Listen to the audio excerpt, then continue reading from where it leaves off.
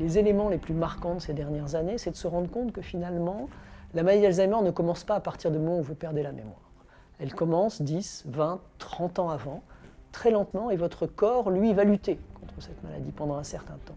Et lorsque les symptômes apparaissent, c'est que votre corps est un peu dépassé, qu'il ne peut plus lutter, et que finalement, au bout du compte, il n'y a plus assez de neurones dans le cerveau pour pouvoir continuer à fonctionner. Et ça, c'est un élément important. Parce qu'on pense aujourd'hui que identifier les gens qui peuvent développer cette maladie très tôt et leur proposer un traitement qui pourra être efficace puisqu'il stoppera la maladie à un moment où vos fonctions cognitives sont encore préservées. Vous avez lutté, votre corps est capable de lutter, est un élément important de la réflexion qu'on a actuellement sur le traitement de cette maladie pour laquelle, malheureusement, nous n'avons toujours pas de traitement.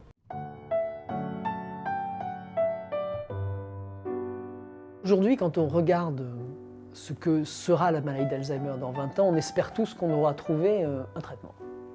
Je pense que la promesse la plus réaliste, c'est de faire en sorte qu'on puisse repousser le plus tard possible l'âge de début des premiers symptômes. En effet, si vous développez votre maladie à 85 ans ou à 90 ans au lieu de 75 ans, c'est 10 années de vie gagnées avec ce que vous aimez et à continuer à profiter au quotidien de votre existence. Plus je la repousse tard, et ça c'est possible, on sait aujourd'hui qu'on arrive à pouvoir repousser de 2, 3, 4, 5 ans, suivant la qualité de vie que l'on se donne, puisque réellement c'est une action qui est très positive. Vous pouvez modifier vos habitudes de vie de manière justement à essayer de sauvegarder quelques années supplémentaires en créant quelque chose qui est relativement simple, c'est un capital cerveau. Vous êtes capable de vous créer un capital retraite, et bien c'est exactement la même chose, ça commence très tôt, à 45 ans. Vous créez votre capital cerveau en le stimulant, en lui faisant faire du sport, en le nourrissant bien, et vous verrez comme ça, vous pourrez repousser le plus tard possible le début de cette maladie.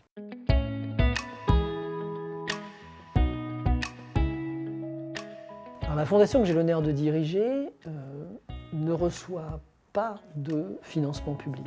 Elle ne vit que grâce à l'apport de généreux donateurs qui, à un moment de leur vie, ont bien voulu nous aider.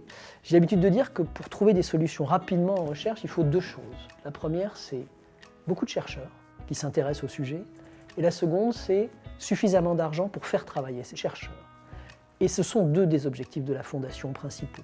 Donc chaque euro qui est mis dans cette fondation est totalement délivré à la recherche. Quand nous recevons 100 euros, ces 100 euros vont aller vers le chercheur et vers ses programmes systématiquement.